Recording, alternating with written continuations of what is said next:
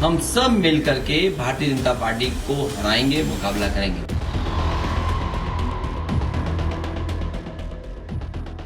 PDA यानी पिछड़ा दलित अल्पसंख्यक का फॉर्मूला महाराष्ट्र में चलाने को अखिलेश यादव बेकरार हैं। लेकिन क्या ये पीडीए से ज्यादा इंडिया अलायंस की एकता का टेस्ट होगा? समाजवादी पार्टी महाराष्ट्र की 288 विधानसभा सीटों में से कम 12 सीटों पर लड़ना चाहती है।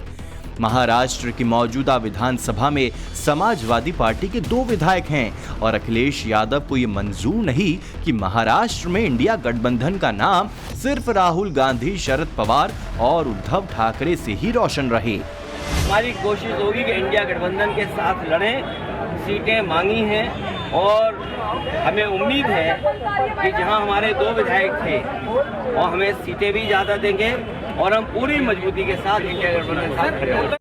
कहने को तो अखिलेश यादव महाराष्ट्र के 2 दिनों के दौरे पर हैं। उन्होंने मालेगांव में रैली से अपनी ताकत परखने की शुरुआत कर दी है। शनिवार को अखिलेश यादव की एक और रैली धुले में होनी है। लेकिन चुनाव कार्यक्रमों की घोषणा होने के बाद पहली बार महाराष्ट्र पहुंचे अखिलेश यादव मुंबई नहीं आ रहे। न महाराष्ट्र विकास अघाड़ी के किसी बड़े नेता से उनकी मुलाकात का कोई कार्यक्रम तय है। ऐसे में सवाल उठ रहा है कि अगर महाराष्ट्र विकास अघाड़ी ने अखिलेश यादव के लिए एक भी सीट नहीं छोड़ी तो क्या महाराष्ट्र में इंडिया गठबंधन बचा रहेगा? और ऐसे में क्या अखिलेश यादव इंडिया गठबंधन से कन्नी काटने को मजबूर हो जाएंगे? बहुत ही शालीनता के साथ बात कर रहे हैं कि सर हम आपके साथ हैं और हमेशा रहते हैं। जब कभी कोई पार्लियामेंट, जब हाउस में कोई डिबेट होता है, कुछ होता है तो हम इनके साथ ही रहते हैं। तो आप जो है हमें कॉन्फिडेंस में लेकर सीटें अनाउंस करिए ना। वो सीटें अनाउंस करने जा रहे थे तो मुझे डर था कि कहीं ऐसा नहीं हो जाए कि वो सीटें अनाउंस कर दें जो सीटें मैं डिमांड कर रहा हूँ। जैसे टेलीफोन पर बात किया जिन्होंने, उनकी आज संजय राउत से बात हुई, उनकी आज जितेंद्र अवार्ड साहब का फोन आया था, उनसे मैंने बात कराया। इस तरह से कई लोगों से बातें हुई हैं।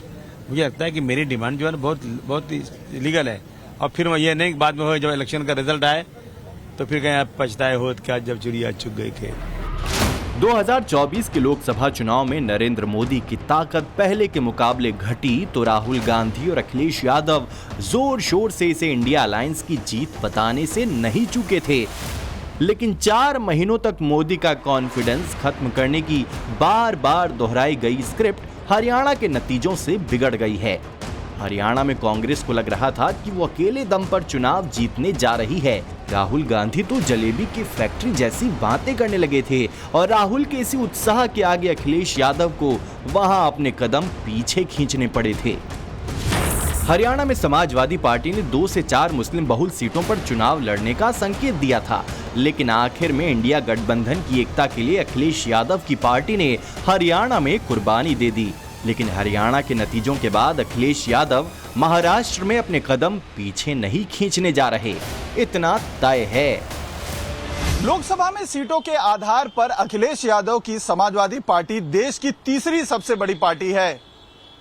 अचानक से मिले इतने बड़े मैंडेट के बाद अखिलेश अपनी पार्टी का फुटप्रिंट पूरे देश में फैलाना चाहते हैं। इंडिया गठबंधन में एकता के नाम पर अखिलेश ने हरियाणा में एक भी कैंडिडेट नहीं खड़े किए।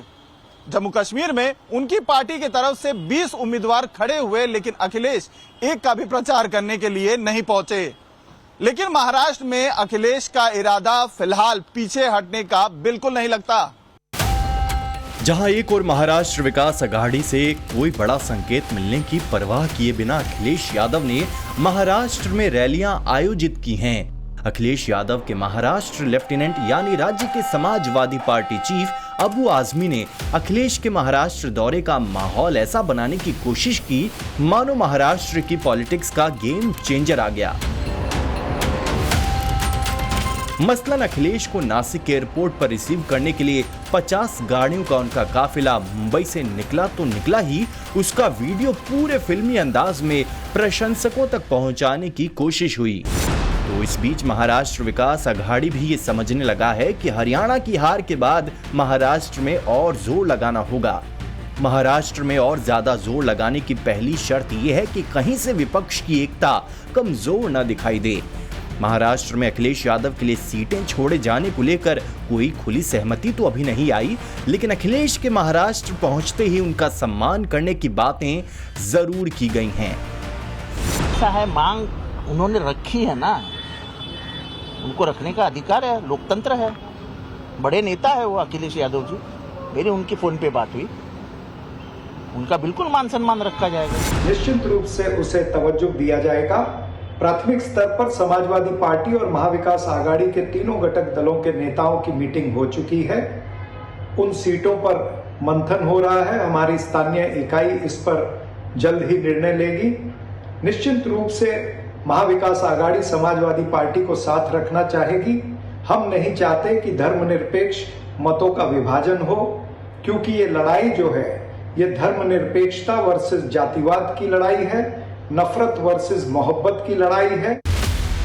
अखिलेश यादव ने भी अपने महाराष्ट्र दौरे में अगर अपने लिए महाराष्ट्र विकास अघाड़ी से सीटें मांगी हैं, तो इस बात का भी खास ख्याल रखा है कि राज्य के राजनीतिक नब्ज पर उनके सुर एमवीए के साथ मिले सुर मेरा तुम्हारा जैसे ही हों।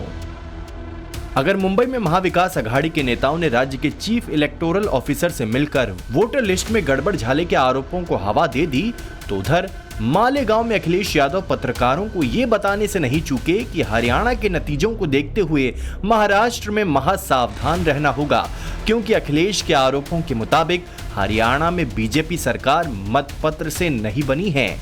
हार के बाद हर दल की सोच बदल जाती है, और हरियाणा जैसा दिल्ली के करीब का बिल्कुल स्टेट, जहां मीडिया, सर्वे, परसेप्शन, जनता का मतदान वो कांग्रेस के पक्ष में था, लेकिन भारतीय जनता पार्टी ने वहां भी सरकार बना ली।